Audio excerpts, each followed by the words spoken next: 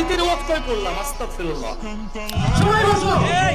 আমি কি কোনো দলের নাম বলেছিলাম, কাউকে গালি দিয়েছিলাম? দাঁড়ান দাঁড়ান দাঁড়ান, আমার ভূমিকার কথা শুরু হয়েছিল 3.5 হাত মাটির কবর দিয়ে। যুবক ভাইরা বলো, আমি কি কোনো দলের কথা বলেছি? আমি শুরু থেকে নিয়ে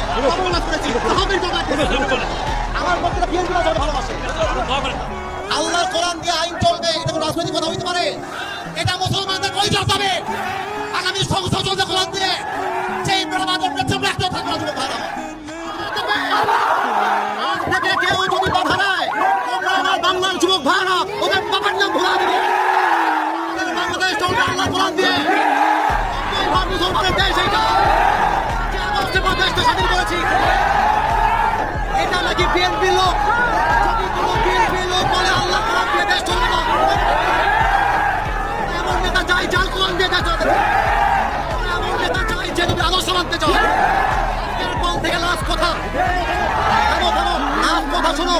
ওগুলা বলে কথা নয়, যেখানে যেই নেতা কথা দিবে জুতা আপনাকে না বাজবে। ইনশাআল্লাহ।